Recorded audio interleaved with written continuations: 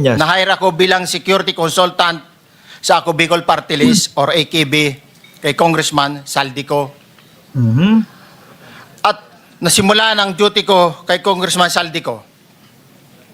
Bawat umaga, nagre-report ako sa So laging palyado to, laging nalilipat to. Sabi ni Ma'am Lilia Mansera, wala siyang tinagalan na duty. Lagi siyang nalipat. Aba, doon pa lang medyo ano na, ano? BGC sa Horizon, sa Bonifacio Global City, kung saan nakatira si Kong Saldico. Tuwing may duty, Oo nga, sabi ni Waller Gabo, tinitignan ni Alcantara yung script, inaantay. Parang nangungopia, no? Kaklase mo, nangungopia. Uy, pakopya naman yan. Ano? Kaya ayun, no? Tuloy-tuloy si Alcantara, walang patid eh. Oh, baka yung binabasa ni Alcantara, mas nauna pa eh. at detailed ako sa basura. It means itong basura, ito yung box ng pera Oh. na pinag-uusapan natin sa kasalukuyan. Mr. Gutierrez, mag-stick ka lang sa binabasa mo. Oh, mag-stick ka nga lang daw sa binabasa mo kung ano-ano sinasabi mo kasi kabisado ni Marcoleta yung binabasa mo. Alam niya kung nagdadagdag ka o hindi. Ikaw talaga. Di ba? Kabisado, no? Hindi, alam niya. Biruin mo, hawak. Di ba? Hawak ni ano, nun. Tsaka hayaan mo siya. Bakit kaya, no, pinipigilan ni Marcoleta? Eh ano naman, kung may binabasa, tapos may mga karagdagan. Di ba pwede yon? Ay kasi, sabi nga ho, mga kababayan, kapag kaganyan, inaaresto ka, manahimik ka na lang. Kasi lahat ng sasabihin mo, lahat ng idadagdag mo, lahat ng ibubuka ng bibig mo, maaaring gamitin laban sa iyo. Baka kaya, oy, stick ka lang dyan sa sinasabi mo. Baka madelikado pa tayo dyan eh. Baka mayari pa tayo. Wala nang padagdag-dagdag. Di ba? Eh, makulit naman ito. Sabi ni Sarah, baka sumabit. Tingin ko ganun ho yun eh. Di ba? Ako, mga kababayan, kung ako si Marcoleta at tiwala ako dito, kaya ko lang. Sige, bahala ka kung ano sabihin mo. Total naman, yan yung katotohanan eh. Di ba? Bakit mo lilimitahan? O mag-stick ka lang doon sa sinabi mo. Huwag ka nang magdagdag-dagdag. Biruin mo ha. Tingin ko kabisado ni Marcoleta yung nakasulat doon. Kaya alam niya na, wala to sa script ha. Wala ito doon sa papel na hawak niya. Kung ano-ano sinasabi. Mamaya yung maidadagdag mo dyan, doon pa tayo sumabit. Mayari pa. Stick ka lang sa sinasabi mo ha. Nagalit tuloy sa iyo. Huwag ka nang nag-a-adlib. Ay, Kung ano Wala na daw adlib-adlib. Baka yung adlib pa ang magpasabit sa iyo, boss. yung nandito, basahin mo lang. Oo. May kopya naman pala. Hindi, pero may kabaho, ano? Wala nang adliban. Baka yung adlib pa, doon ka pa sumabit eh. Kagaya nung, Michael Yang. Oh.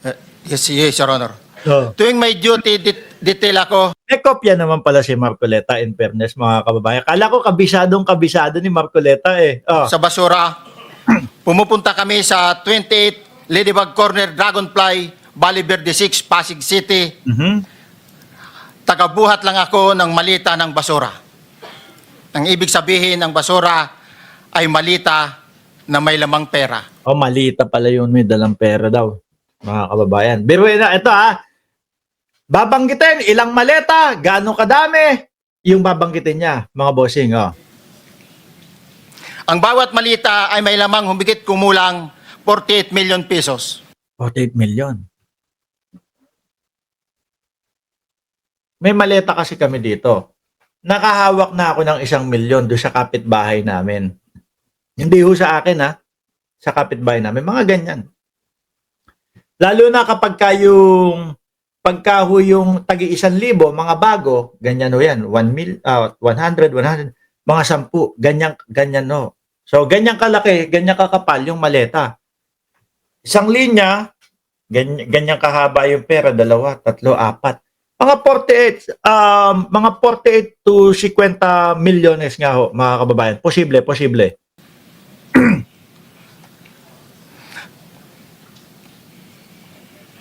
Ang bawat malita ay may post-it na nakadikit na nakasaad kung magkano ang laman ng bawat malita.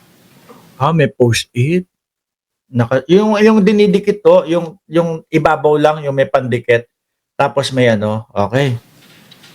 Tuwing may duty detail sa basura, may pumupunta na tao na magde-deliver ng basura at nire-receive ni John Paul Estrada at Mark Tiksay. Okay. Ang mga executive assistant ni Congressman Saldico at sila ang mga detailed sa mga ganyang activities.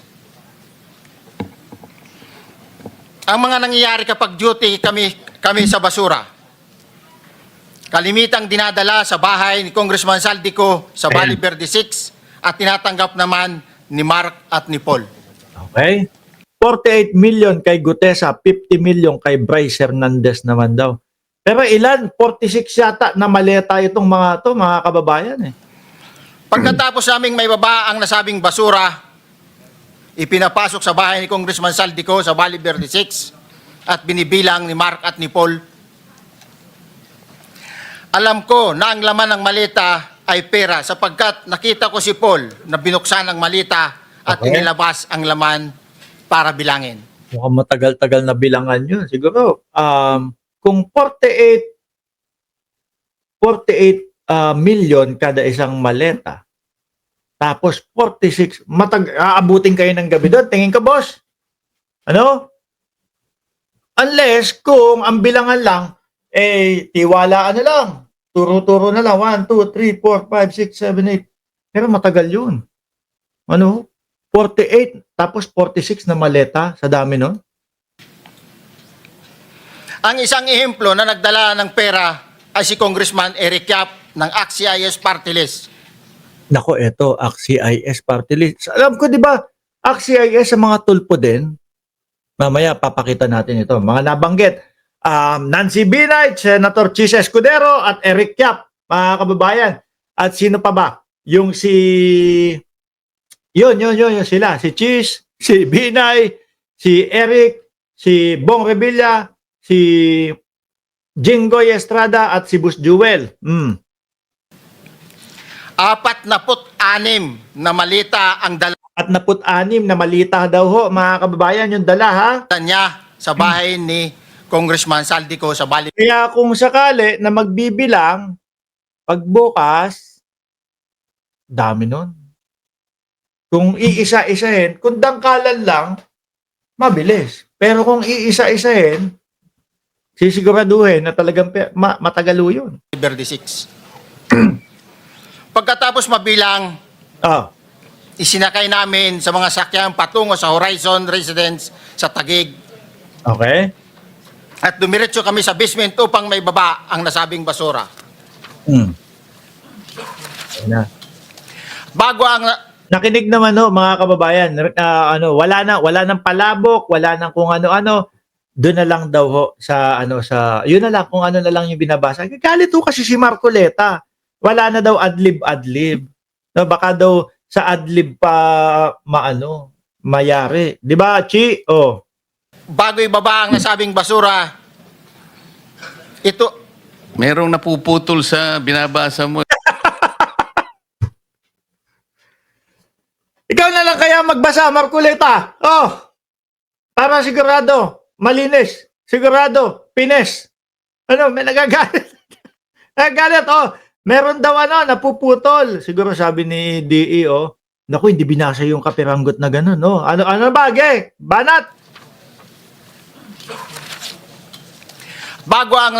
bago ibaba ang nasabing basura, Oh.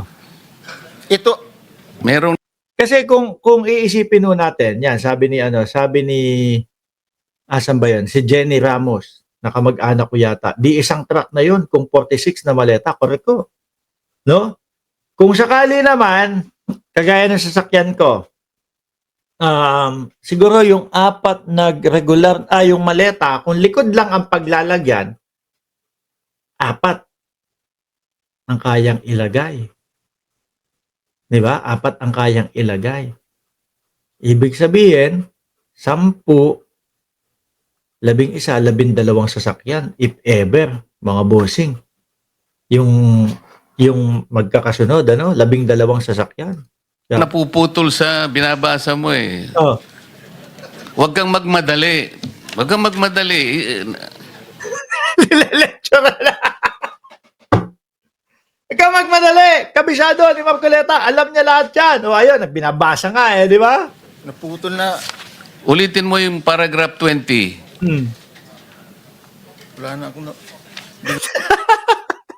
Kung makita na putol na siya. Yung paragraph 20, kung sakali, kung ako ang nagsulat nito, kabisado ko lahat yan. Kung ako yung nagsulat nito, lahat yan mababasa ko. Kahit nga walang basahan Kaya kong pagkasunod-sunurin yan kasi nakatatak sa utak ko yan. Walang maano dyan. If ever man may malimutan, sasabihin ko, saglit lang. Eto, nakalimutan ko sabihin. Habol agad dyan. Hindi yan. Kasi mawawala ka sa mga bossing. Mawawala yung pagkakasunod-sunod mo pag may nakalimutan ka. Di ba? Si Boss Marcoleta talaga. Ito siguro nakapikit. Ikukwento ko sa inyo. Kahapon po, yung kunyari, yung kahapon na vlog. Walang ano-ano. Kahapon po, ang binlog natin, kaninang umaga po, ang binlog natin, yung sa ICC po. Sabi, nandun na daw po yung mga pangalan ni Bato de la Rosa at ni Vitaliano Aguirre. Pagkatapos po noon, ang ginawa ko, natulog, tapos gano'n, gumising ako. Paggising ko, tumakbo ako. Marcoleta naman. Kahit walang yan, kahit walang basahan yan, kabisado niya yan, kung yun talaga yung nangyari, di ba? Parang mas alam pa ho ni Direk Marcoleta, sabi ni Mark Yaptin Chay, dapat i-plus na si Marcoleta, puro pakitang tae. Di ba? Kahit nakapikit, kabisado niya na yan. Parang mas kabisado ho ni Marcoleta yung mga nakasaad doon versus doon sa nagsulat. Naging katatawanan na lang ho, mga kababayan. Ang totoo ho, putulin ko lang hindi, mamaya na. Hindi pa naman nababanggit yung pangalan ni Martin Romualdez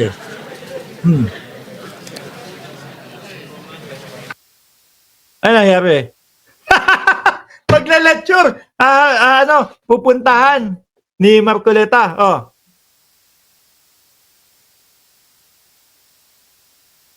Parang lumalabas mga kababayan, na mas kabisado ni Marcoleta kesa doon sa nagsulat nung kanyang affidavit. Diba?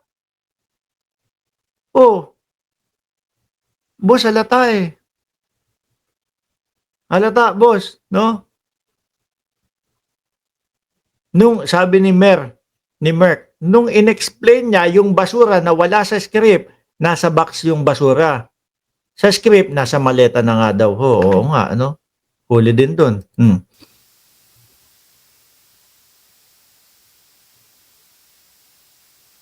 Game. Okay na. Ready na ulit. Natatawa si Alcantara sa inyo, Nawawala, napapawi yung problema ni Alcantara sa inyong dalawa,